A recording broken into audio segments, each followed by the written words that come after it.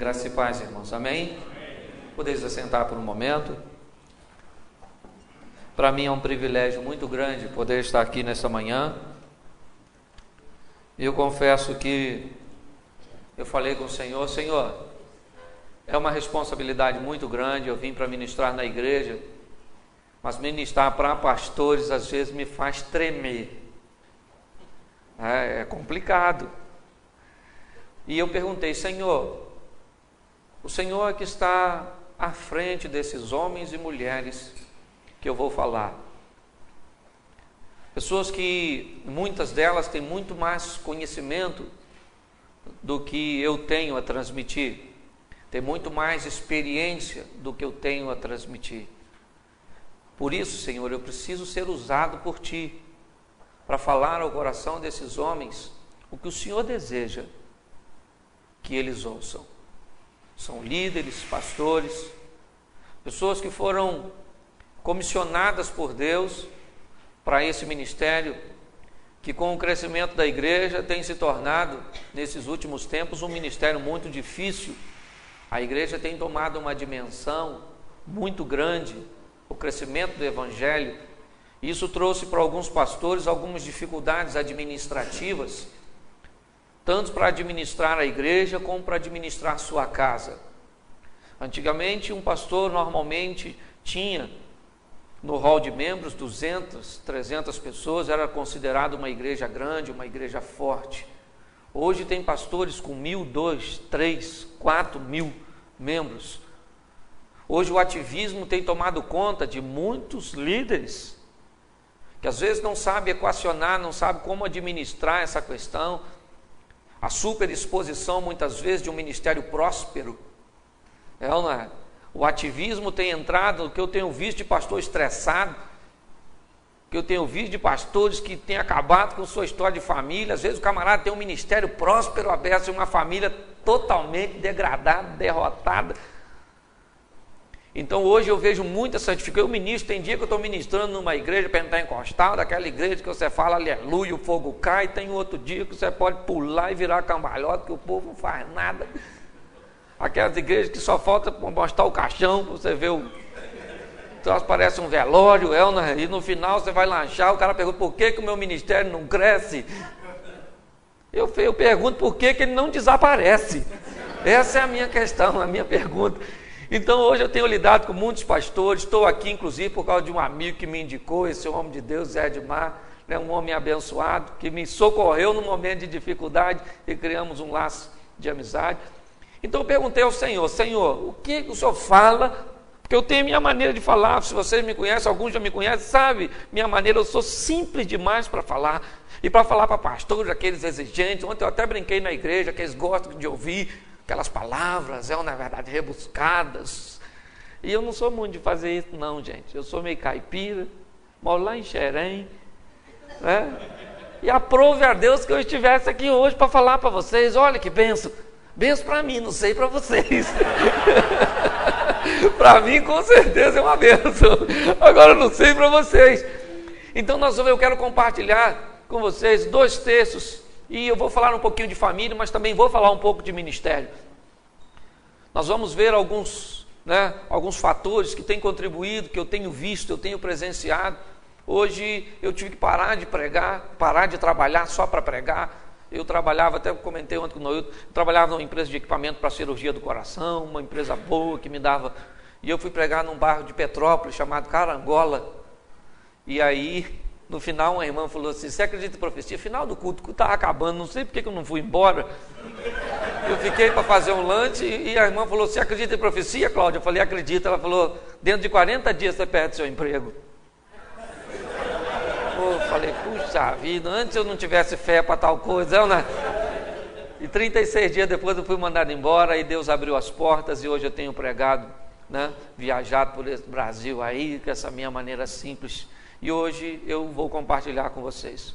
Mas nós vamos iniciar com um texto de 1 Timóteo, capítulo 3, é um texto muito conhecido dos irmãos. Eu só quero abrir com esse texto,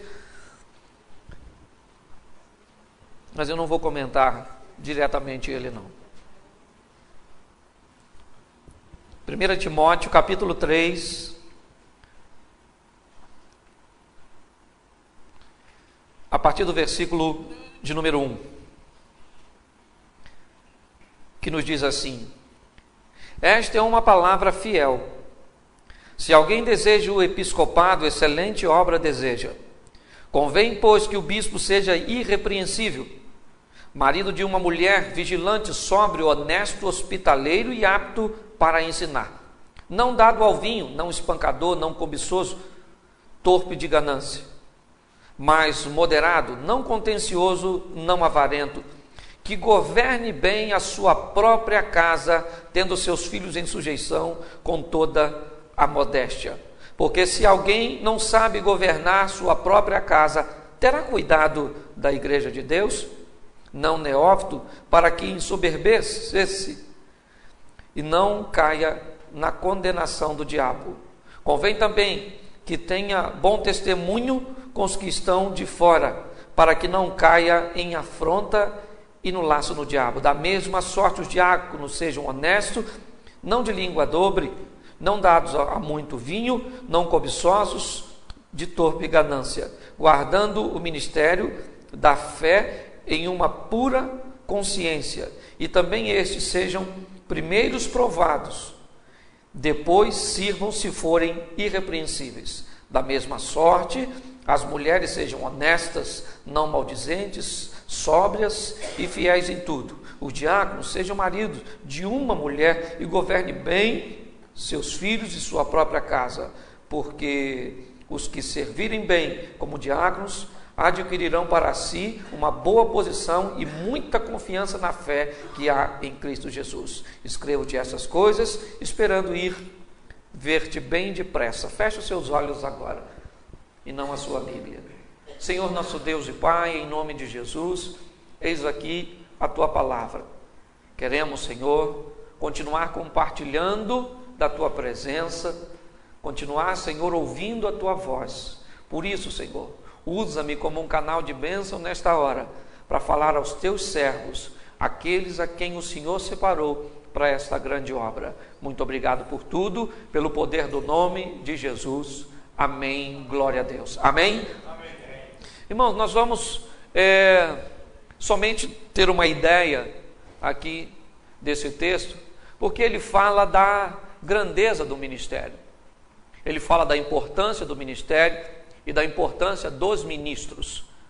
A importância e as qualidades que nós, apesar de não ser um pastor de igreja, nós temos a responsabilidade, porque Deus nos tornou referenciais para as pessoas. Hoje você não é um simples homem, uma simples mulher. Hoje as pessoas observam vocês, ou nos observam de uma forma diferente. Eu costumo dizer que quando uma árvore grande cai, ela abre uma clareira na floresta. Com a queda de um homem de Deus, ela cria uma boa oportunidade para muitos crescerem, porque o sol vai bater, isso é verdade, Deus acaba transformando o mal em bênção, mas ela leva consigo muitas questões. Por isso, nós precisamos aprender a nos comportar diante desse ministério que foi confiado.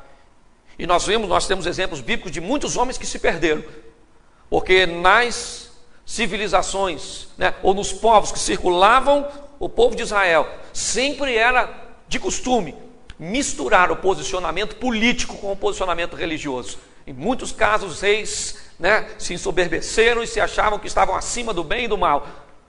E nós temos que ter a consciência de que temos alguém que está sobre nós, e é Ele que dita as regras. Nós não somos dono da igreja, nós somos apenas alguém que fomos comissionados a cuidar.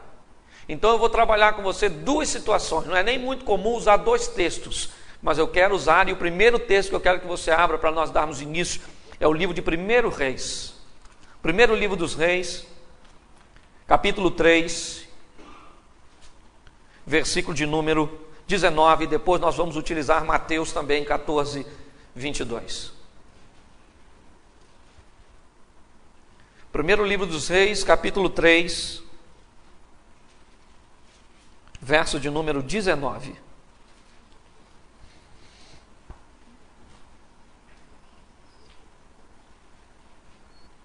Amém? Nos diz assim a palavra do Senhor: e de noite morreu o filho desta mulher, porquanto se deitara sobre ele. Amém? Olhe bem, vamos começar aqui e vamos observar algumas coisas no que diz respeito à liderança. Nós estamos diante da história de duas mulheres que levam uma causa para Salomão, e uma causa dificílima. E se nós observarmos essas mulheres, elas têm duas coisas, né? Ou melhor, elas têm muitas coisas em comum. As duas mulheres eram prostitutas, as duas mulheres moravam juntas no local, não receberam visita de ninguém. As duas mulheres engravidaram praticamente ao mesmo tempo, pôs uma diferença, talvez até engravidaram no mesmo dia, porque uma diferença de 3 dias para o parto não é uma diferença tão grande assim. Essas duas mulheres tiveram meninos, e essas duas mulheres tiveram a oportunidade de criar seus filhos. As oportunidades foram iguais para essas duas mulheres, mas nós vamos ver uma diferença muito grande aqui entre uma mulher e outra. Eu quero colocar esses dois meninos que nasceram, eu quero colocar essa oportunidade que as duas mulheres tiveram como nosso ministério, como a possibilidade que nós temos, né, ao ganhar do Senhor, o privilégio de termos um ministério para levar à frente, algo para fazermos crescer, algo para amamentar, algo para cuidar, para limpar, algo que nós queremos ver o sucesso, que nós queremos que aquele filho, que aquele ministério cresça, prospere, na verdade, que aquele ministério honre o seu nome também, porque você vai honrá-lo, você vai investir nele.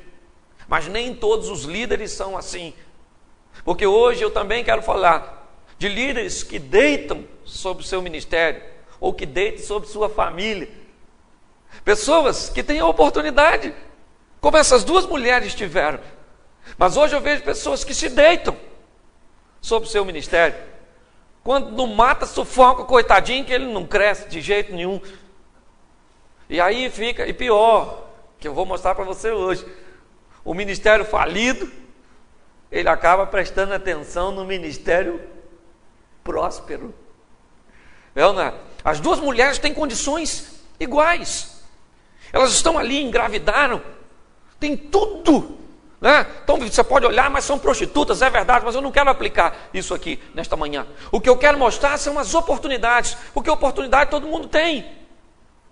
Todo mundo tem as oportunidades. Para uns elas são mais fáceis, para outros são um pouco mais difíceis.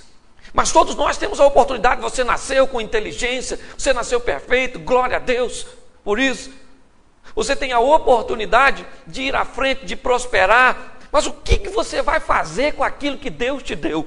E a primeira coisa, como nós lemos aqui, nossa situação tem que começar dentro da nossa própria casa.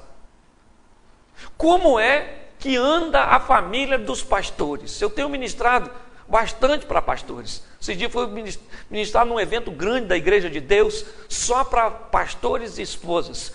E às vezes nós vamos conversar, a igreja tem tomado o primeiro lugar na vida de muitos homens de Deus. O crescimento da igreja, a igreja hoje ela exige de você, ela exige tempo. Tem pastor que o telefone não para de tocar, é o tempo inteiro. O filho está com dor de barriga, quem é que cuida? Não é nem o médico, é você. As coisas hoje têm tomado uma dimensão que exige mais. E aí nós estamos lidando com um problema sério. Os lares às vezes estão ficando em falta.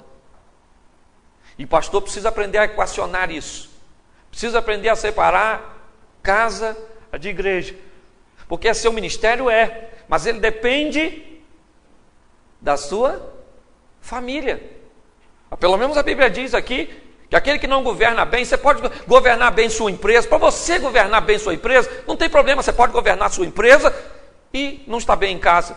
Mas a igreja não é simples assim. A igreja é o corpo do Senhor. Então nós precisamos, eu sei que eu ministro direto para a família, estou até cansado de ministrar para a família, falei até com Deus, Senhor, me dá uma folguinha aí. Porque eu ministro direto, eu preparo palavra para a família, todo mundo quer ouvir eu falar, eu já não aguento mais, não tenho nem mais o que falar. Eu tenho orado, Senhor, me dá umas coisas novas, porque eu não estou. Porque eu sei do desafio, querido, que é viver. Principalmente para você, que é pastor. Porque para nós que somos líderes, parece que o casamento da gente é uma coisa difícil. A mulher da gente parece que veio com todos os acessórios, veio completinha de fábrica. A mulher parece que tem tudo, a mulher tem dor de cabeça, a mulher tem TPM, a mulher tem isso, a mulher é temperamental, a mulher do outro é tão boa, eu na verdade não tem nada, mas ele também não é pastor. Ele não é líder. O grande desafio, o filho dos outros é tão certinho da gente. Esse dia eu brinco sempre com isso, meu filho me fez tanta raiva que eu falei, cara, às vezes eu entendo porque que tem animal que come filhote no ninho. Você me rouba minha paz. Antes de vir pra cá, eu tive que tirar videogame, tive que tirar isso, tive que tirar tudo do garoto. A família da gente, o negócio é família. Tá todo mundo de olho em você. A sua família tem que ser a modelo. Você não pode cair. Você não pode acontecer nada. Sua mulher tem que estar sempre sorrindo. Você não tem conta para pagar, você não tem nada. Você tem que chegar na igreja, ô minha irmã, vai Senhor, tá com dor no rim, mas tem que rir. Porque o povo não aceita, olha o pastor hoje está mal-humorado. Hoje eu vejo os desafios, então o casamento, nossa casa, tem que estar bem. E para isso, nós vamos ter que aprender, querido. Aprender a administrar essas questões. Aprender a ter um bom diálogo, o marido e a mulher, aprender a começar do zero. Às vezes eu vou em casas que eu digo para os maridos, vamos zerar tudo, vamos zerar hoje, então vamos zerar. Zera o cronômetro, vamos lá mulher, joga tudo em cima dele agora. Fala tudo para ele me fez isso, ele fez aquilo, ele não fez aquilo, ele fez isso, ele fez aquilo, ele me envergonhou, no dia do meu aniversário ele esqueceu, isso, zera, joga tudo em cima dele. Depois eu falo pro cara, zera agora você. Ai, aquele dia ela estava ela estava com dor de cabeça, aquele dia ela estava assim, aquele dia eu precisava dela, ela não foi, e aquela coisa toda, zerou, então vamos começar do zero, vamos começar tudo de novo. Nós como líder precisamos, gente, eu ministro para a família, mas tem hora que dá vontade de matar a minha mulher, eu tenho essa vontade, será que é só eu estou falando para a líder, você me entende? Que pior, líder, ele não tem nem com quem se abrir. Como é que você vai falar para um membro seu, cara? Ontem eu quis matar a minha mulher. Às vezes o cara tem um problemão e não tem nem para quem contar. Como é que ele vai falar para o membro dele? Cara, eu não aguento, tem 2 meses que eu não chego junto na mulher, que a mulher não quer nada comigo. Você tem coragem de falar isso para um membro seu? Não tem. Você tem coragem de falar para uma irmã na igreja, pô, meu marido tá ruim demais. Tá fraquinho, o negócio dele não... Dá vontade de ir, Ezequiel, no Vale dos Ossos Secos, e orar por ele. Ossos secos, ouvir a palavra do Senhor. Não dá, irmã? Para ver se o Espírito entra e o exército se levanta, não é verdade? Pastor, às vezes não tem com quem se abrir. O camarada está naquela pressão, naquela tensão, e tem que ver isso, tem que pagar, aquela coisa toda. Tudo isso é o dinamismo da vida pastoral hoje. O camarada tem que ser feliz, tem que ser bonito, tem que andar com terno diferente, tem que ter sempre uma palavra boa. Ninguém quer saber de onde vem. Quantos problemas você teve naquele dia? O pessoal quer sentar cansado do trabalho, quer que você pregue aquela palavra do céu. Ainda que você tenha passado um dia infernal. Você está doido para chegar na igreja e falar para alguém, prega aí hoje, meu filho. Que eu não tenho nem prego para hoje, não. E esse é o dinamismo hoje, né? E isso tem trazido um problema familiar. E eu quero dizer uma coisa para você. Nossa vida familiar é igual carnê do baú, tem que estar rigorosamente em dia. Sob todos os aspectos. Ou não é? Nós precisamos aprender a equacionar os nossos problemas. Aprender a resolver as situações. Como vai ser? Eu não sei. Pergunte a Deus, eu já tenho meus problemas. Como é que eu vou ajudar você a resolver os seus? Você fala com Deus, tem hora que eu falo, Senhor, essa mulher não é, foi o Senhor mesmo que me deu. Esses filhos foi meu, minha mulher gerou um alien. Isso é um monstro que veio do ventre da minha esposa. Os agregados que vêm no pacote, eu prego sempre sobre eles. Não é? Ainda vem uma sogra, e hoje sogra vive mais, porque a perspectiva do brasileiro está aumentando. Hoje uma sogra pode chegar até os 100, não é verdade? Aí você tem filho, agora em mesmo tem um montão de meu Deus, de genro, só a graça, isso é vida, e pastor parece que gosta de filho. Tem uns que tem uma penca, hoje já está diminuindo, não? É aquele montão de gente, aquela família, quanto maior a família, maior a problemática. É assim que funciona. Então hoje o que eu tenho visto? Toda essa dinâmica tem feito a família, né, pastoral, que é tão exigida, sofrer com as pressões. Eu vejo pastores pressionados, coagidos muitas vezes, por situações difíceis de se administrar. Por isso é que eu quero compartilhar essa palavra com você, desses dois tipos de líderes que o Senhor, né, colocou no meu coração nesse texto. Porque nós vemos aqui uma mulher, ela não queria matar seu filho. É óbvio que ela não queria. Isso aí é inegável. Que aquela prostituta queria ter deitado sobre seu filho e tê-lo matado, isso aí é lógico, que ela matou o filho sem querer. Ela matou o filho, né, por desleixo.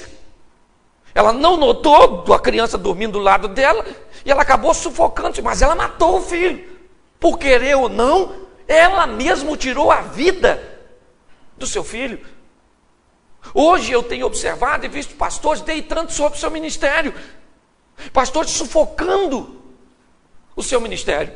E eles mesmos não são os outros, não, com uma mesmice. Hoje eu fico observando com ciúmes. Hoje eu vejo, às vezes o camarada é um pastorzão, pastor. A primeira coisa que eu quero falar para você, pastor não é pregador, nem sempre.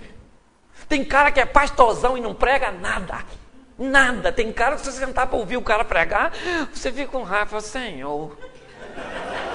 Puxa vida, Senhor, pelo amor de Deus. Mas o cara é um pastorzão, mas ele não bota o outro cara para pregar, porque o cara prega mais que ele. E se o cara pregar mais que ele, a igreja pode gostar mais do cara do que dele. Aí ele fica aí, miserável. Ninguém mandou você ser bom, você ser melhor que eu. Hoje e o ministério tinha tudo para prosperar, tinha tudo para ir adiante, mas ele deitou. Ele, por que não cresce? Por que não vai? Porque as pessoas mesmo hoje estão sufocando. E às vezes estão fazendo sem má intenção. Não estou falando que estão intencionados, não. Tem gente que é ruim mesmo. E eu conheço o cara. E ele fala comigo, não bota para pregar não, Cláudio. Se eu botar para pregar, o pessoal, ué, como é que eu fico eu? Eu falo, pelo amor de Deus, tem misericórdia. Eu conheço gente, pastor que tem medo até de ministro de louvor. O cara canta muito, o pessoal gosta mais dele do que eu. Quando ele canta, todo mundo levanta, aplaude. Quando eu canto, o pessoal chora. Claro, vai ver como é que você canta. Grava e bota para você ouvir, ninguém aguenta um negócio desse. Se tem uma coisa que nós precisamos saber, que não sabemos, quem sabe que não sabe, já sabe alguma coisa. O problema é que tem gente que não sabe, aí ele pensa que sabe, olha a confusão que ele arruma. Então hoje eu fico observando essas situações. A mulher não queria matar o filho, é lógico que ela não queria. Só que ela matou. E nós precisamos, eu quero pegar um gancho aqui para aplicar na sua vida, e na minha também, que nós precisamos aprender que a qualquer momento de nossa história você pode errar, você pode cair. Pode acontecer algo com você que você não gostaria que acontecesse, mas aconteceu. E você é um homem de Deus. E o homem de Deus precisa aprender a se recuperar depois de queda. O erro desta mulher não foi simplesmente matar o filho. Foi não se conscientizar que ela mesma tinha feito aquilo. Um exemplo que eu acho fantástico de Davi foi quando ele cometeu aquele erro, tentou encobrir de todos. Não sei como é que um homem de Deus faz aquilo. Deita com a mulher do cara. O cara estava na batalha, vocês conhecem o texto, não precisa eu ficar citando, né, tudo. E aí então, quando ele descobre que a mulher está grávida, a primeira coisa que ele faz é o quê? É tentar ludibriar. É tentar mover os pauzinhos para que ele resolvesse. E resolveu tudo, o cara morreu, ninguém soube, só 3 pessoas sabiam, 4. Ou não sei se é 4 ou 6. Porque era ele, a mulher, o cara que era o mensageiro também sabia. E eu não sei se que aqui nós temos 3, eu não sei se são 3, são 4 ou 6, porque Deus também sabia. Se Deus sabia, o Espírito Santo também, e Jesus também. Então vocês vão imaginando isso aí, ok? E o que aconteceu? O profeta foi lá e falou assim, não, por quê? Porque Davi era um líder. E ele caiu, mas ele não conseguiu enxergar que estava caindo, ele estava num poço, num abismo. E aí mandou o profeta Natan, e foi Natan, não foi Nagol, não foi Navarca, não foi Deus, foi Natan e falou para Natan, dá um pulinho lá e fala com Davi, porque ele está pensando que enrola os outros, vai me enrolar também. Tá pensando que vai me enrolar também? Vai lá, fala para ele que eu vi o que ele está fazendo. E agora ele está lascado. Quando Natan fala, o que Davi fez? Sabe o que ele falou? Não arrumou desculpa. Ele disse o quê? Senhor, eu pequei. Ele confessou, ele admitiu. Até então ele não tinha conseguido enxergar seu erro. Essa mulher está nessa situação. Ela não consegue enxergar. Ela acabou matando. Hoje tem gente matando sua igreja, matando sua família, matando seus filhos. Eu, por exemplo, quase matei minha mulher com ciúme. Gente, eu sou ciumento demais. Eu tenho ciúme até na minha sombra. Não sei de onde veio tanto ciúme, meu Deus do céu. E eu ia no lugar, se eu achasse um homem mais bonito que eu, o que não era muito difícil, eu queria ir embora. Eu falava assim, eu estou com dor de cabeça. Ela falava, então vai você que eu vou depois. Eu falei, não, posso precisar dos seus cuidados. Não, minha mulher não estava aguentando mais, eu estava sufocando. E depois eu disse, sabe o que era mais difícil do ciumento? É descobrir que não é que ele não confia na outra pessoa, ele não confia nele mesmo. Eu descobri que eu era um bosta. Eu descobri que eu era um Zé Mané. Eu falei, é difícil você ter uma leitura de você mesmo. O bom é você enxergar defeito dos outros. Os seus, às vezes, é muito difícil. E minha mulher falou, não estou aguentando mais você, rapaz. E eu falei, Senhor, eu vou tomar uma posição, eu confio no Senhor. Eu não estou lá, mas o Senhor está, o Senhor fica de olho nela, tá bom? Então eu vou combinar assim com o Senhor, tá certo? Então vamos, você mudar, ficava assim, e chegava num lugar, tinha alguém que eu achava que era ameaça para mim, sabe o que eu fazia? Filha, fica aí que eu vou dar uma voltinha, agora mesmo eu volto, que eu preciso resolver umas coisas que eu tinha esquecido. Voltava, depois apanhava a mulher feliz da vida. Ficava lá conversando com as amigas dela, e eu ia dar uma voltinha. E assim, eu fui porque minha mulher não estava aguentando mais. Também falei com minha mulher, filho, vamos melhorar o negócio aí, nós dois. Poxa, não aguenta assim não, o homem quer fazer sexo todo dia, não é, pastor? Principalmente pastor que fica estressado. Pastor quer passar o cerol fininho, não é verdade? Quer chegar junto da mulher, poxa, você que é mulher de pastor, pelo amor de Deus, o cara está estressado, é membro, é isso, é aquilo, ninguém bate na porta do pastor para falar, trouxe um bolo, eu trouxe um pepino, não é, na verdade, é sempre assim. E aí o seu marido fica estressado demais, eu fico imaginando a quantidade. Eu, que não sou pastor, só vou pregar na sua igreja. Pessoal ri pra caramba. E até se eu falar uma besteira no púlpito, ninguém falar comigo, vai reclamar é contigo. Então às vezes você pode achar que eu estou levando bênção e eu acabo prejudicando a situação. Depois você fica estressado. E o que o cara quer, irmão? O que o cara... Puxa, ainda sua mulher tinha que estar aqui para ouvir isso. Você que é amiga da mulher dos caras, que a mulher não veio, depois você fala para ela, por favor. O homem fica doido, gente. O homem estressou, ele quer você, irmã.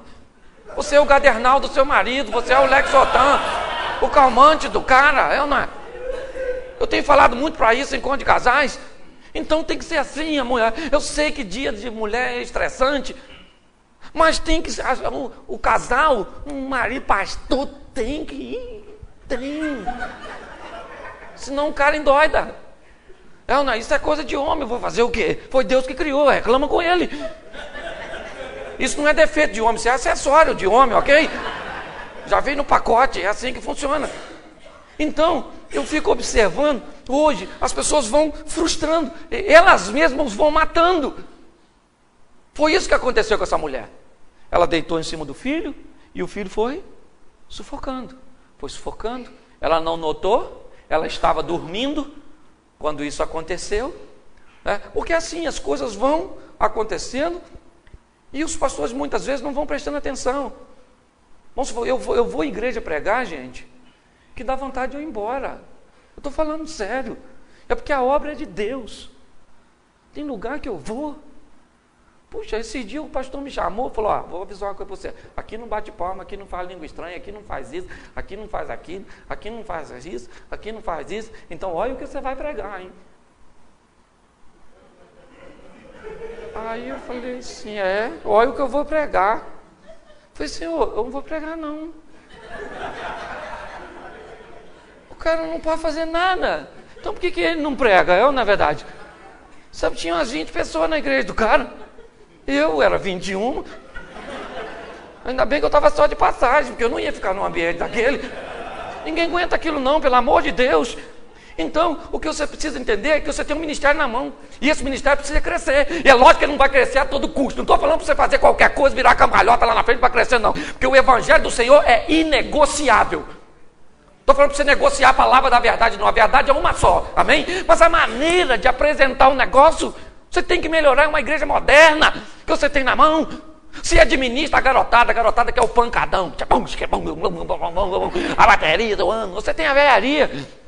Os homens que o ouvido dói da bateria, pelo amor de Deus, bate aí. Ô pastor, por que a gente não canta aquele hino? Me converti naquele hino, o cara tem 50 anos de evangelho. O hino é depois da guerra, na verdade. Ele quer que a igreja toque aquilo e você tem que administrar isso tudo. Você tem que dar de comer para esse povo todo. Você tem que fazer isso crescer. Deus entregou nas suas mãos. Seria tão bom se Deus entregasse para você uma igreja certinha, todo mundo casadinho direitinho, os filhos tudo direitinho, horário do culto todo mundo senta, ordeiramente. Seria maravilhoso. Mas não é assim. Você recebe na sua igreja o cara que casou, separou, tem 2 filhos. A mulher que casou, separou, tem 3. Casou com o cara que separou e agora os 2 tem mais 2. Aí o cara chega na igreja, é o meu, os seus e os nossos, na verdade. E Deus diz, toma! É isso. Tudo isso. E você tem que fazer isso, você tem que amamentar isso, cara. Você tem que fazer esse negócio crescer, você tem que limpar. Não é? Porque criança, ministério, ele exige do ministro, tem cuidados. Não é? Quando você vê um ministério crescendo de uma forma firme, forte, consistente, vai conversar com o pastor para você ver como é que é desafiador, como é que é trabalhoso. Você pensa que o negócio cresce da noite para o dia? Não cresce não. O negócio vai devagar, vai moderadamente. Primeiro ele vai fazendo nas calças. O ministério faz, a sujeira. Depois ele vai aprendendo a controlar. E vai crescendo. Então o ministério precisa de cuidados. Ele precisa de carinho. Ele precisa de respeito. É como uma família, na realidade. Às vezes nós temos dificuldade para entender isso e para administrar essa situação toda. A mulher deitou e ela matou o filho. E ela só acordou depois que o filho já estava morto. Agora o que ela vai fazer? Ela precisa fazer alguma coisa. Ela precisa tomar uma providência. Pois foi ela mesma que matou seu filho. O que ela vai fazer? Ela tinha que enterrar seu filho, aprender com uma lição, né? Ter outro filho, cuidar do filho, mas não. Ela vai vagarosamente na cama da outra mulher, observa o filho vivo da mulher, pega o filho da mulher e põe o dela morto. Ela não queria o filho da mulher, porque ela não sabia cuidar de filho. Ela ia acabar matando a outra criança também. Ela não queria. E eu vou mostrar para você mais à frente, você que já conhece a história, sabe que ela não queria o filho. Se ela quisesse, ela não mandava matar o garoto. Quando Salomão dá a ideia de partir o garoto no meio. O que nos indica que ela não queria a criança. O que ela queria é que a outra também não tivesse, já que ela não tinha. Que a outra também não crescesse, porque ela não cresceu. Que a outra também não prosperasse, porque ela não prosperou. Porque é difícil você olhar o outro indo e você ficando para trás. O ministério do outro, você fala, esse miserável, o que ele tem, meu Deus do céu? Dá uma raiva, não dá? Você olha e fala assim, Senhor, o que eu faço? Puxa vida, o outro vai e eu não vou, porque... O cara tirava 0 no seminário... E eu só tirava 10, olha agora, o que esse... dá vontade de esganar o cara. E o cara vai prosperando. Quando você olha para o outro indo, por isso que eu falo, querido, você tem que ir. Você tem que, nem que seja devagarzinho, você tem que andar para frente. Porque é terrível você olhar os outros irem. Não sei só eu, de repente sou só eu que sou assim. Né? Os outros vão, eu, graças a Deus, estou andando para frente. Estou andando devagar, mas estou. E estou indo. Mas, quando você olha o outro indo, a mulher olhou o filho da outra vivinho e o dela morto, ela pensou, eu vou trocar. Eu vou botar o meu morto no lugar dela do dela e vou pegar o dela. E ela fez. E de manhã, quando a mulher acordou, que foi amamentar o filho, descobriu que o filho estava morto. E ela olhou, não era o dela. Não tinha testemunha, não tinha ninguém. Ela leva o caso para Salomão. E diz, olha, o filho dessa mulher morreu e ela botou no lugar do meu. E a outra disse, não, quem morreu foi o dela. O meu é esse aqui. E Salomão disse, então pega a criança e parte no meio, dá metade para cada uma. Aí imediatamente a mãe do garoto disse, não mata esse menino, não mata. Entrega este garoto nas mãos dela. E a outra disse, não, corta o menino no meio. Nem eu, nem ela. Olhe bem o que essa mulher disse. Eu não vou ficar, ela também. Ali ela acabou se denunciando. Quando ela disse, nem eu, nem ela, o que ela está dizendo? Quem morreu foi o, mas eu não quero que a outra também permaneça. Nós, mais vocês do que eu, que são pastores, são líderes de igreja, meu ministério é itinerante, vocês precisam entender que o ministério vai exigir de você, muitas vezes, muito mais do que você tem para oferecer. Você vai enfrentar situações que vai requerer de você muito mais habilidade do que você tem. A diferença é que você serve um Deus poderoso, e esse Deus pode dar habilidades a você para superar as adversidades. Habilidades que você não tem, mas que Deus pode oferecer e pode te conceder. Deus pode te dar situações, muitas vezes, que você acha, eu não tenho como resolver, mas Ele te dá sabedoria para você resolver aquilo. Deus te dá condições de amamentar o seu ministério, de ver seu ministério crescer, de olhar para seu ministério, olhar para sua casa, olhar para sua família e dizer, olha, nós estamos indo. Quantos anos eu tenho de ministério? Olha como é que o meu ministério tem sido próspero, olha como Deus tem sido bondoso para comigo. Mas isso é algo que não é fácil e que precisa ser administrado no dia a dia de cada um dos líderes, principalmente na mente de cada um de vocês. Esta mulher que cuidou do filho vai ter seu filho em suas mãos. Salomão disse, pega e dá para ela. Essa outra não tem como cuidar. Ela não é a mãe verdadeira. O filho dela, ela matou. Hoje, quem não cresce, fica olhando. Eu vejo muitas vezes pastores dizem, o ministério daquele ali cresce, a igreja dele é porta larga. Não é não, rapaz. É que você tem que saber primeiro quem você tem nas mãos. E para cuidar do seu povo. Às vezes a igreja do outro é 200 metros da sua, mas o povo é diferente. A estratégia é diferente.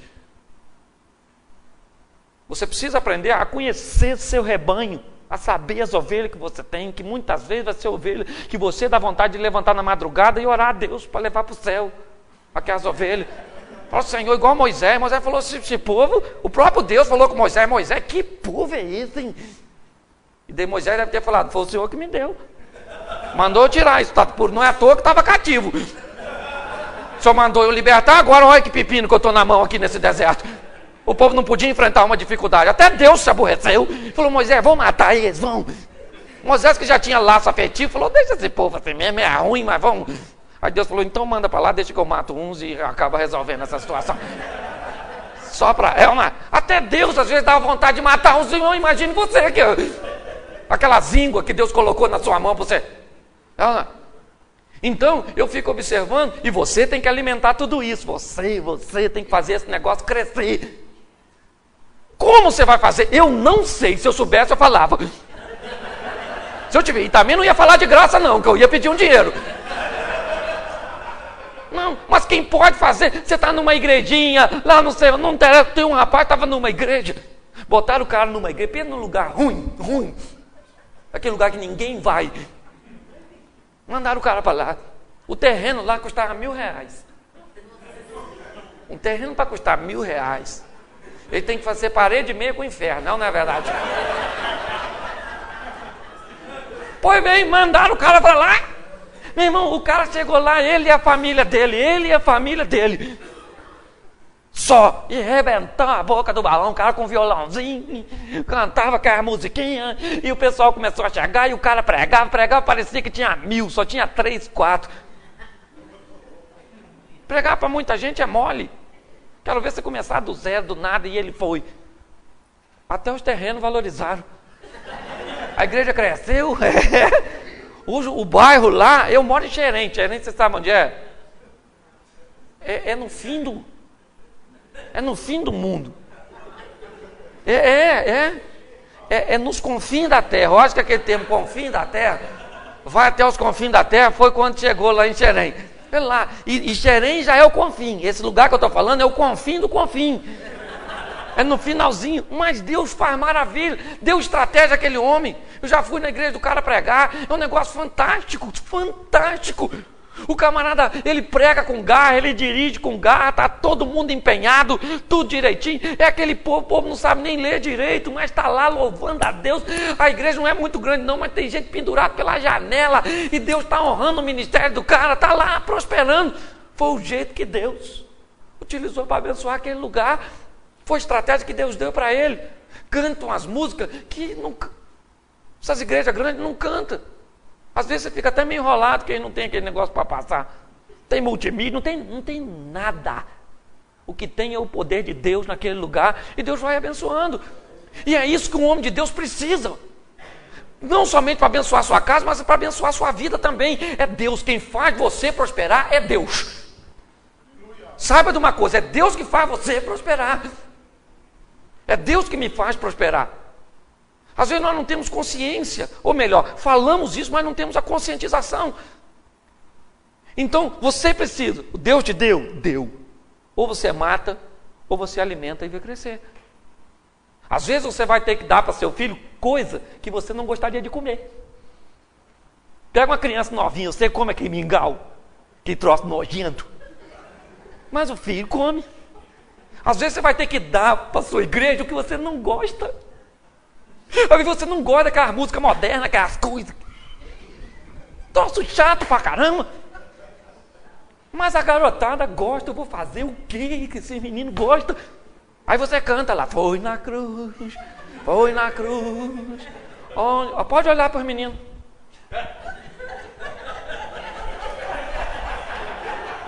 E os coroas estão lá, foi na cruz, onde um dia eu vi.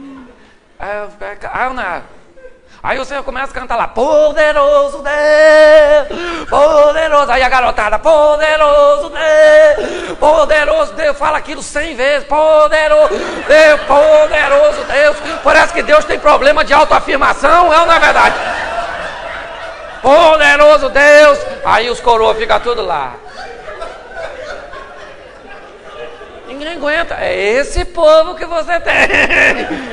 É esse povo. O cara chega 8 horas no culto e reclama que ele termina às 9. E o culto começa às 7. O cara já chega atrasado no culto, ele chega atrasado para entrar e chega atrasado para sair. Não é verdade? Pastor, esse culto está terminando tarde. Você chegou a que hora? Eu cheguei às 8.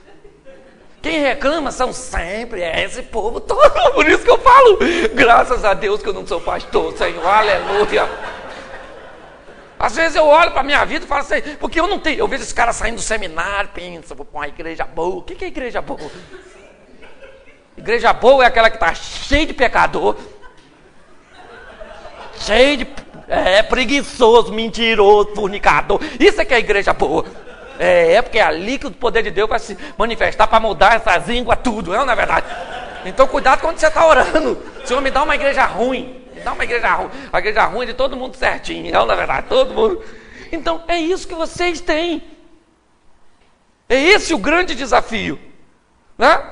Então muitas vezes, só que eu conheço pastores, né? Não vou falar nome e não vou falar denominação, mas que o cara diz mesmo, quem manda aqui sou eu. Aqui tem que dançar a música que eu cantar. Aqui vem com essas ideias não, essas modernidades, essas coisas, não pode. Você tem que ouvir, observar, analisar, julgar, tem que ver tudo. Então, é esse o povo, amém? Agora eu quero te mostrar um outro texto aqui rapidinho, de Mateus 14, 22. Isso é uma mensagem que eu gosto muito e eu quis adaptar para falar com vocês.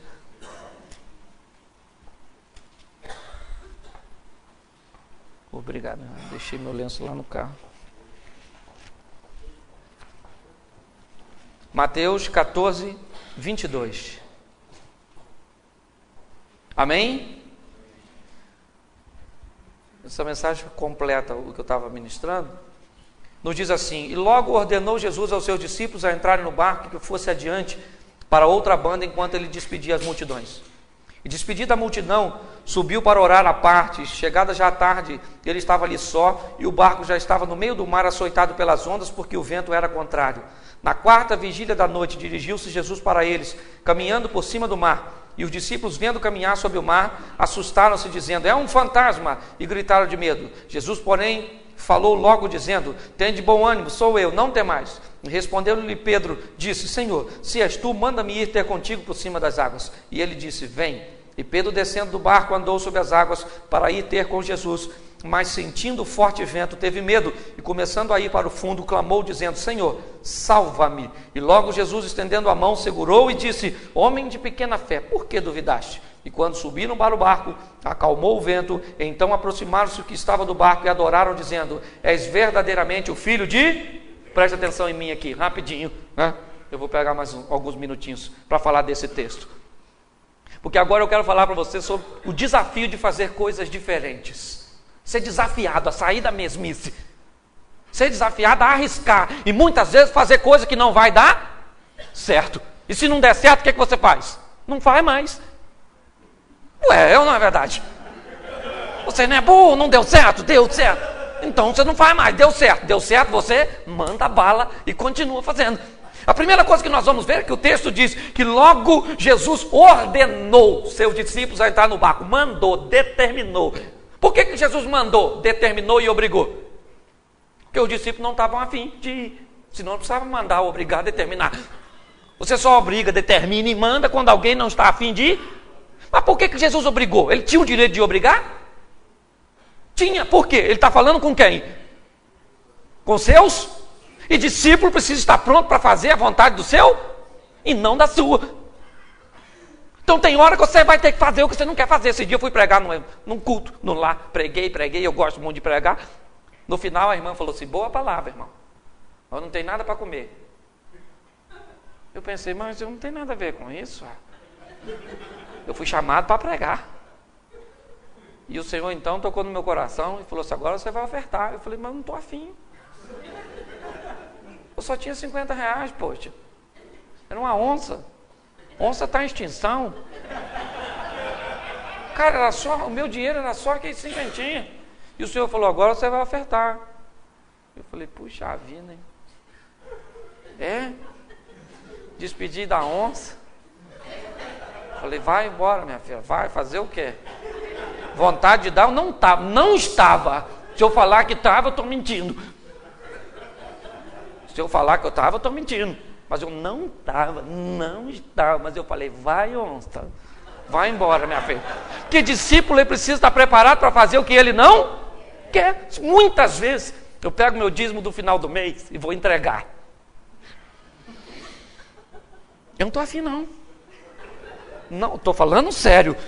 Estou falando para líder, eu posso falar. Não estou afim de entregar meu dízimo. Eu olho aquele montante que o Senhor tem abençoado muito, graças a Deus. Eu falo: puxa vida, podia comprar umas coisas com esse dinheiro, mas eu vou lá contra a minha vontade. Porque a oferta é que tem que ser com alegria. Dízimo pode ser chorando. Pode ser não, tem que ser também. Oferta que a Bíblia não diz para você dar dízimo sorrindo, diz: Deus ama o que dá. E aliás, o texto sempre está se referindo a oferta. Porque oferta, você oferta 5 reais. Agora que é dinheirão, às vezes eu vou chorando. Vai embora. Porque discípulo não faz. E hoje, inclusive, tem líderes que não prosperam porque não são fiel. Hipocrisia. O cara manda os outros fazer, mas ele não faz. Com o texto de Malaquias que a gente gosta de pregar para o povo, o Malaquias não está falando para o povo, não. Malaquias está falando só para os cabeção, só para a liderança. Vocês estão roubando. Aí hoje a gente fala para o povo, vocês estão roubando. Então tem cara pregando para os outros, ser fiel, mas ele não é fiel, não. Aí o cara está numa pindaíba. Porque, olha, eu vou falar, eu expliquei até isso quando eu preguei. Ó, prosperidade segue 3 princípios, queridão. Primeiro, trabalho. A Bíblia diz que quem não trabalha, não. Segundo, boa administração. Quer ter dinheiro, administre bem. Dinheiro é igual a mulher. Administrou bem, rende. Administrou mal, dá prejuízo. É assim que funciona. É igual a mulher, sim, ok? Uma mulher bem administrada, a Bíblia diz que se um cego guiar o outro, os 2 caem no buraco. Como é que a mulher vai ser guiada por um homem cego? Então não tem jeito, é ou não é? Tem que aprender a administrar. Aí o cara administra mal, gasta o dinheiro todo, aí vem o devorador. Que devorador, meu irmão? Eu conheço gente que o devorador não se aproximaria dele com medo do cara gastar o dinheiro do devorador. Aí não tem gente que se o devorador fosse lá, ele gastava as economias do devorador. Estou falando sério. Tem gente que administra tão mal. São pastores. Eu estou falando, hoje eu não estou falando, eu estou falando de homem de Deus, cara endividado, nome no SPC, nome nisso, nome daquilo, deve na tendinha, deve não sei aonde, pelo amor de Deus, não pode. Administre bem seu dinheiro, rapaz. Esse dia eu fui na casa do irmão, preguei nisso, deixei até registrado lá, né, na Metodista Ueliana. Fui na casa de um cara que eu não aguentei, eu olhei a geladeira do cara, o cara era um obreiro do Senhor. Eu achei que a geladeira dele estava endemoniada, gente. Ela estava amarrada com elástica assim, ó. Isso deve ser capeta nessa geladeira, esse negócio. Fiquei até meio desconfiado. Aí ele viu que eu estava olhando para a geladeira, sabe o que ele falou? Tem 25 anos. A minha vontade era falar, o mamute passou aí, cara. Isso tem gelo da era glacial, isso aí, na verdade. Isso aí, tem que ver se a Arca de Noé não está nesse negócio aí.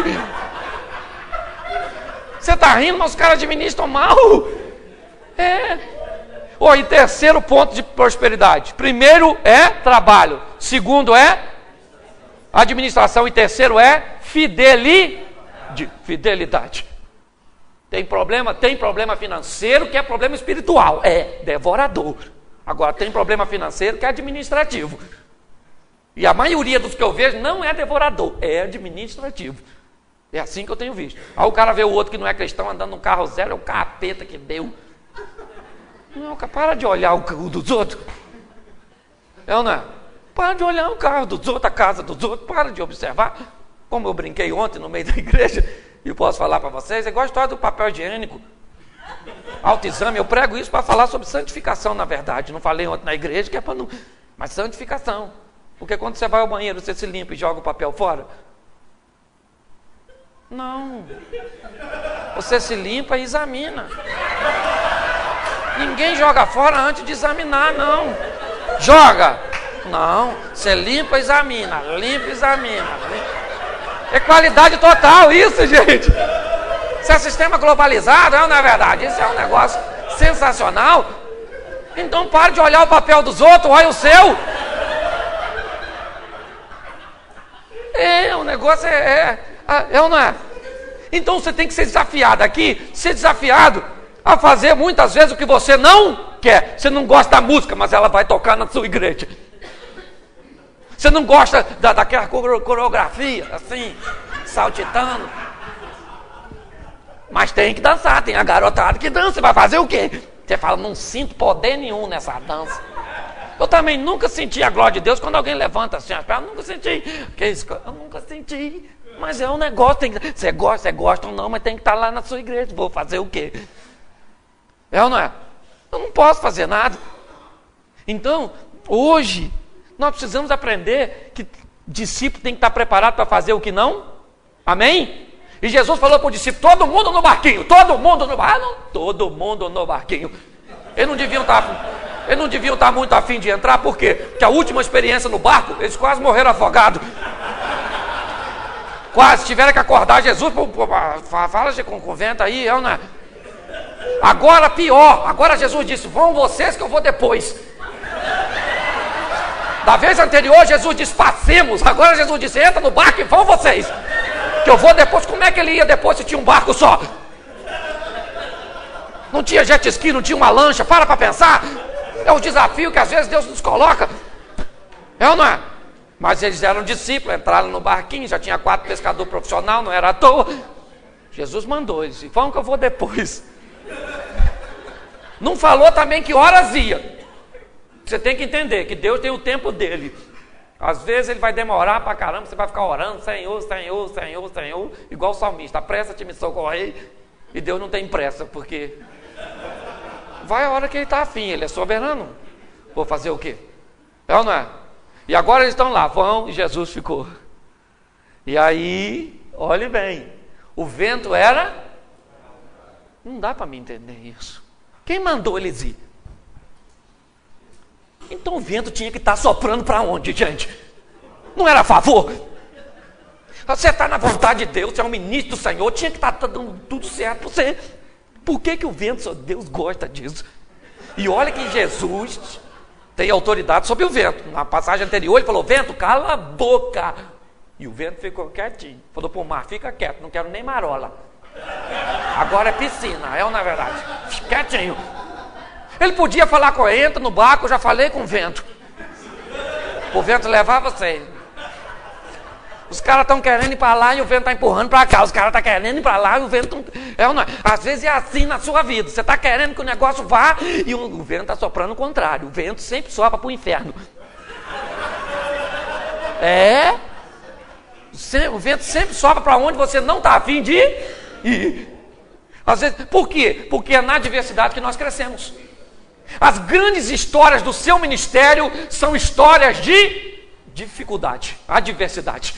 É ou não é verdade? Quando a gente para contar suas vitórias, você vem contar, puxa, tive esse problema, aconteceu isso. Porque é na dificuldade que nós crescemos.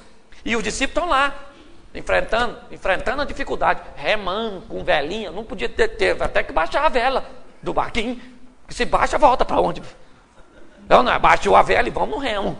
E vamos derribando as ondas. É assim que nós vamos no nosso ministério. Assim, um pastor, eu lembro uma vez do pastor, que o irmão falou com ele assim, pastor, eu queria falar uma coisa com você. Vice-moderador da igreja. A partir de semana que vem, eu venho para a igreja de bermuda. E o pastor falou, mas por quê? Ele falou, porque as irmãs vêm com saia na canela. Vêm com saia no joelho. E se as irmãs podem usar saia no joelho, os homens também podem usar uma bermuda. Senão é 2 pesos, 2 medidas. E eu gosto muito de usar uma bermuda. Então eu estou avisando o senhor. Entendeu? É ou não é verdade? As irmãs não usam a saia aqui? Usam. Então a gente pode usar também. E o pastor falou, meu Deus do céu. O que eu faço? O pastor pensou, falou, Senhor, fala alguma coisa aí comigo. Como é que eu vou combater esse homem? E o pastor falou, quer saber de uma coisa, meu irmão? Aqui na igreja ninguém vai usar bermuda, não. No culto não vai usar coisa nenhuma, nem na canela, nem no joelho. Ele falou, por quê, pastor? Ele disse, porque eu detesto perna de homem. Eu tenho pavor. As irmãs ainda têm a perna meio acabadinha, bem acabadinha. Agora o homem com essas canelas tudo cheio de pereba, essas coisas terríveis. Não cuida direito. O senhor gosta de perna de homem? Fala sério, irmão. Ele falou, não senhor, não senhor. Então o que o senhor... Ele falou, vamos deixar esse negócio de bermuda para lá, entendeu? É na adversidade que nós crescemos. Não nas coisas difíceis, nos desafios. Então o vento sopra sempre para onde você não está a fim de ir. E presta atenção, Jesus disse, vão que eu já vou. Passou 6 horas da noite, 8 horas da noite, tudo escuro, o vento soprando no contrário. Ele ainda estava no meio do caminho. E o vento jogando, e eles remando para lá, e o vento. 3 horas da manhã, aproximadamente, na 4ª vigília, vem Jesus, falou que ia. Não falou a hora, só falou que ia. Okay? Vem ele andando em cima d'água. Só acredito porque é ele, gente. Não, estou falando sério. Pô, se fosse um mar tranquilo, até eu poderia, minha mente poderia imaginar. Um mar tranquilo e ele andando, já seria absurdo. A gente já tinha que jogar Newton no lixo. Dar uma surra, Isaac Newton. Mas tudo bem. Vai ele andando em cima da água. Só que não era em cima simplesmente da água, é em cima de onda. Aí eu não sei como é que ele estava andando em cima da onda. Por isso que eu quero chegar no céu, que tem muitas coisas que eu preciso esclarecer. Vai ele em cima da onda. O discípulo lá, adrenalina na veia, todo mundo com medo. O barquinho vai afundar, nem todo mundo é pescador. Mateus era cobrador de impostos, não sei nem se sabia nadar, ok? Tá ali naquela tensão. E todo discípulo, todo obedecendo o mestre naquela tensão. Quando Jesus se aproxima do barquinho, alguém olhou e disse assim, viu um homem andando em cima d'água, aquele vulto. Alguém gritou, é um fantasma! Aí, querido, ninguém correu. Porque não tinha para onde correr. Se tem, não ficava um, cara. 3 horas da manhã, tudo escuro, tu com medo danado, alguém grita, é um fantasma! Você ia ficar? Fala sério. O texto diz que houve um alvoroço dentro do barco, todo mundo começou a gritar, e olha que não tinha mulher, hein? Era só homem, era só machão. Eram os discípulos que estavam lá. Aí Jesus gritou para acalmar, falou assim, calma gente, sou eu, Jesus. Aí Pedro, botou, sempre Pedro, botou assim, falou assim, é o senhor mesmo? E ao senhor, se é o senhor, manda eu ir aí. Pedro tá doido. Ele doidou. Ele nem viu, você já imaginou se fosse o capeta, falasse, vem. Pense onde Pedro ia parar. Ele nem sabia se era Jesus, ele falou, se é o senhor mesmo, manda eu ir aí. Aí Jesus parou e falou, vem Pedro, vem. Tá a fim de vir, vem. Aí Pedro sai do barco, se tinha uma coisa, alguém que sabia que afundava, era Pedro. Sai do barco. O lugar mais seguro a ficar naquela ocasião, onde era? Se você estivesse lá, você ficaria onde? Se eu estivesse lá, eu ia falar, Jesus, é o senhor mesmo? Dá um pulinho aqui, poxa. Falar que esse vento aqui, porque eu não. Mas Pedro não, Pedro falou assim, Senhor, se é o senhor mesmo, manda eu ir. Onde o senhor está? O mais confortável era ficar no barco. O mais confortável é fazer o que os outros 11 fizeram.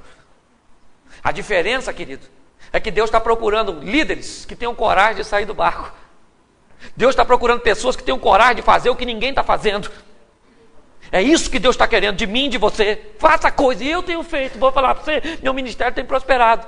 Tem lugar que eu vou pregar que os outros levantam e vão embora. Porque não gosta desse meu jeito simples de falar. E ainda bem que é só uns 2, 3%. Se fosse mais, eu ia rever meus valores. É lógico. Mas eu faço diferente, faço. E daí? Foi a maneira que Deus encontrou para me abençoar e para abençoar as pessoas através de mim. Eu contei para os irmãos aqui, esse dia, eu fui pregar numa igreja, olha como é que Deus faz. Falei, como é que eu cheguei aqui? Ela falou assim, a irmã estava varrendo o quintal, assim, à frente da casa. Quando foi jogar o lixo no ladrão, vi um DVD. Falou, vou ver isso aqui, está no lixo. Pegou o DVD, botou na sala dela, o marido estava assistindo, né? E ela até saiu, deixou o marido assistindo. Quando meu marido chamou a mulher, chamou os filhos, chamou todo mundo, estava lá. E aí Deus abençoou aquela família, fui até pregar na igreja deles lá. Olha como é que hoje, quando eu anuncio meu material, eu falo, compra até para jogar fora, compra, mas joga. Olha, Deus faz do jeito, mas faça algo de diferente. Pedro falou, deixa eu ir aí. Se você não gosta do que você está recebendo, mude o que você está fazendo. Faça algo de peça a Deus, Senhor, me dá uma estratégia. Pedro foi ousado. Ele disse, Senhor, eu quero sair do meu conforto. Eu quero sair da minha segurança. Eu quero desafio. Eu quero ir onde o Senhor está. Jesus falou, então vem. E ele saiu. Primeira pergunta que eu te faço. Quem foi atrás dele? Alguém foi atrás dele? Ninguém foi atrás dele. Porque às vezes Deus vai mandar você fazer. E não espere que os outros venham atrás de você. Deus vai ser contigo. Ele é suficiente para te dar vitória. Olhe. Pedro foi. Quando ele está quase chegando, ele olhou e falou assim, nossa, isso que eu estou fazendo é perigoso, hein? O cara está quase chegando. Ele estava a um passo de Jesus. Jesus só estendeu a mão e falou, ele olhou e falou assim, isso aqui tudo escuro, perigosíssimo isso, hein? Não sei que besteira que eu fiz de vir até aqui. Ele perdeu o foco. Você vai muito bem andando sobre as águas, vencendo as circunstâncias, quando você consegue olhar mais para o seu alvo do que para os seus obstáculos. Quem presta atenção em obstáculo é ofuscado pelo medo. Pedro, então, quando começa a afundar, que ele perdeu o foco, Jesus falou assim: homem de pouca fé. Pô, um cara que andou do barco até lá, não pode ser chamado de pouca fé, né? Mas Jesus quis dar uma espetada nele. Falou: homem de pouca fé, segura aqui. Não sei como é que Jesus segurou. Jesus poderia falar: você vai me negar, então vai morrer aqui agora. Vai morrer agora, né? Jesus segurou na mão dele, Pedro também não largou mais não. Voltou para o barco, agarradinho. Quando entrou no barco, o vento cessou. Olha bem, o vento cessou. Aí o pessoal que estava dentro do barco falou: verdadeiramente, o Senhor é filho de Deus. Mas Pedro deveria falar: mas vocês não foram lá fora. Falar que é filho de Deus aqui dentro é moleto, queria ver vocês ir lá, onde eu fui. Sabe qual é a diferença desse texto? Seria um culto de domingo da igreja primitiva, onde 11 homens poderiam se levantar e dizer na igreja: essa semana nós vimos um homem andando sobre as águas. Só que no culto de domingo da igreja primitiva, um homem poderia se levantar na igreja e dizer: o homem que eles viram andando fui eu. A diferença de Pedro para os 11 foi essa. Porque quem sai do barco conta a história a respeito de si mesmo. Quem fica no barco conta a história dos outros. Você tem que decidir se você quer contar o ministério do outro está prosperando, a igreja do outro está crescendo, Deus está operando na igreja do outro, Deus está fazendo na igreja do outro, ou você quer falar: Deus está operando na minha igreja, o meu ministério está crescendo. Na verdade, eu estou indo adiante, eu estou vencendo obstáculos, eu estou rompendo barreiras, Deus está derramando a glória dele no meio do meu rebanho. Quem você quer ser? Você quer contar a história a respeito de você mesmo? Saia do barco. Fale para Deus hoje: Senhor, eu vou sair do barco. Vou sair, eu vou fazer o que ninguém está fazendo. Mas não faz besteira não. Faz coisas certas. E você vai receber o que ninguém está recebendo, amém? Feche seus olhos agora. Pode fechar que ninguém vai pegar nada seu. Isso, feche. Já falei bastante, ainda vou falar à noite. Vamos orar ao Senhor. Senhor, muito obrigado pela oportunidade de estar aqui diante de homens, ó Deus, que o Senhor tem separado para esta grande obra. Grandes líderes, grandes igrejas, homens de ministérios prósperos, homens de ministério em fase de prosperidade e homens que talvez não estejam vendo seu ministério prosperar. Que nós possamos sair daqui hoje, ó Deus, com o entendimento que o futuro de nosso ministério depende do cuidado que nós o tratamos, a seriedade que nós o tratamos. Senhor, em nome de Jesus, ensina-nos primeiro a administrar nossa casa, a não sermos hipócritas e a não pregarmos aquilo que não vivemos. Senhor, em nome de Jesus, ensina-nos, ó Deus, nos dá condições de fazermos o que ninguém faz, de termos coragem de largar o conforto da mesmice, temos coragem de muitas vezes fazer o que não queremos, mas é o que é necessário para que seja feito para o bem-estar de nosso rebanho. Que nós tenhamos a consciência de que a Tua vontade está acima da nossa vontade, ó Deus. Em nome de Jesus, trabalha, prospera, ó Deus, e abençoa a cada igreja aqui representada, a cada lar aqui representado. Muito obrigado, Senhor, por tudo. Em o nome de Jesus. Amém. Vale um amém? Que Deus abençoe. Muito obrigado.